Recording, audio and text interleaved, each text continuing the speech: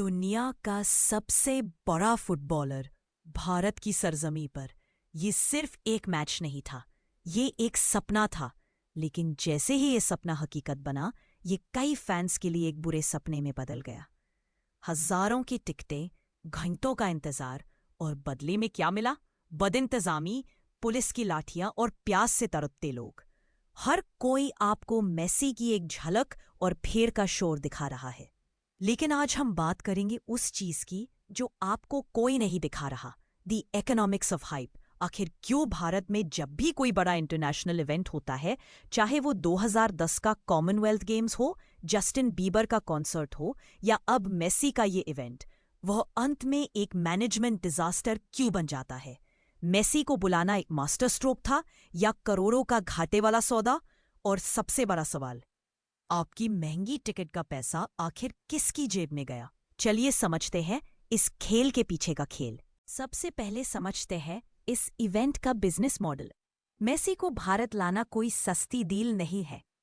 Reports के मुताबिक Lionel Messi और उनकी टीम, अर्जेंटीना नेशनल टीम, एक फ्रेंडली मैच खेलने के लिए करीब 4 से 5 मिलियन डॉलर्स चार्ज करती है।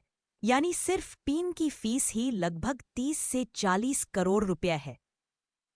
लेकिन खर्चा यही नहीं रुकता।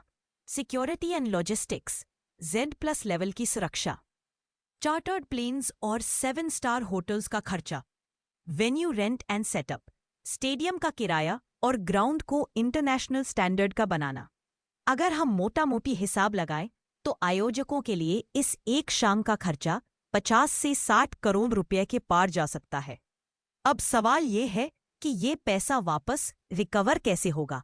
यही शुरू होता है इकोनॉमिक्स ऑफ हाइप। ऑर्गेनाइजर्स के पास कमाई के 2 मुख्य रास्ते होते हैं। स्पॉन्सरशिप्स, बड़ी कंपनियां अपना लोगो लगाने के लिए करोड़ों देती है। टिकट सेल्स, और यही वो जगह है जहां आम आदमी फंसता है। मेसी का नाम इतना बड़ा है कि ऑर्गेनाइजर्स को पता है लोग किसी भी कीमत पर टिकट खरीदेंगे। इसे कहते हैं प्राइस इनइलास्टिक डिमांड। लेकिन प्रॉफिट मार्जिन बढ़ाने के चक्कर में टिकट तो प्रीमियम बेच दी जाती है, लेकिन सुविधाएं, फैसिलिटीज सस्ती दी जाती है। और यही से शुरू होती है हमारी दूसरी केस स्टडी। भारत में इंटरनेशनल इवेंट्स का इतिहास गवाह है high hype, low quality delivery. याद कीजिए 2017 का जस्टिन बीबर कॉन्सर्ट। 75,000 रुपए तक की टिकटें बिकी, लेकिन फैंस को क्या मिला? धूल, गर्मी और लिपसिंकिंग करता हुआ बीबर। याद कीजिए 2010 का कॉमनवेल्थ गेम्स, जो भारत की छवि चमकाने के बजाय भ्रष्टाचार का अड्डा बन गया। मेसी के इवेंट में भी यही पैटर्न दिखा। लेकिन ऐसा होता क्यों है? इसके 3 मुख्य कारण हैं। सब कॉन्ट्रैक्टिंग चेन, मेन कॉन्ट्रैक्टर काम किसी और को देता है, वो किसी और को, और अंत में जो वेंडर ग्राउंड पर काम करता है उसे बजट का बहुत छोटा हिस्सा मिलता है। नतीजा, कमजोर बैरिकेडिंग और खराब sound system. Short term vision. Event कंपनियां जानती है कि मेसी रोज रोज भारत नहीं आएंगे। ये वन टाइम कैश ग्रैब है। उन्हें आपकी लॉयल्टी नहीं, आपकी जेब चाहिए। Lack of accountability. जब भीड़ बेकाबू होती है तो पुलिस ऑर्गेनाइजर्स को दोष देती है और ऑर्गेनाइजर्स भीड़ को। जिम्मेदारी कोई नहीं लेता। अब आते हैं उस सवाल पर जो हर कोई पूछ रहा है, इतनी महंगी टिकट के बावजूद व्यवस्था इतनी थर्ड क्लास क्यों थी? गणित बहुत सीधा है। अगर एक आयोजक 50 करोड़ लगा रहा है तो वो कम से कम 100 करोड़ कमाना चाहेगा। सिक्योरिटी पर खर्च बचाया गया, क्राउड मैनेजमेंट पर प्रोफेशनल्स के बजाय वॉलंटियर्स रखे गए, पानी और बेसिक सुविधाओं में कटौती की गई। ये सिर्फ मिसमैनेजमेंट नहीं है, ये एक सोची समझी कॉस्ट कटिंग स्ट्रैटेजी है।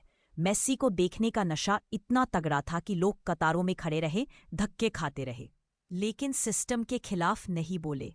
और इसी फैन सेंटिमेंट का फायदा ये बिजनेस मॉडल उठाता है।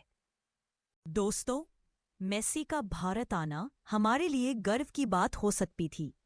यह स्पोर्ट्स टूरिज्म को बढ़ावा दे सकता था, लेकिन खराब मैनेजमेंट ने इसे एक केस स्टडी ऑफ फेलियर बना दिया।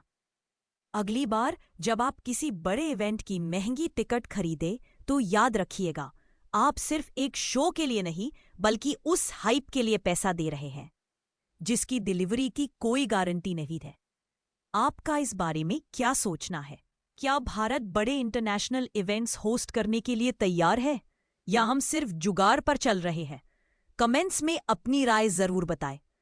ऐसे ही इन डेप्थ एनालिसिस और बिजनेस केस स्टडीज के लिए सब्सक्राइब करें जीवन रंगमंच को।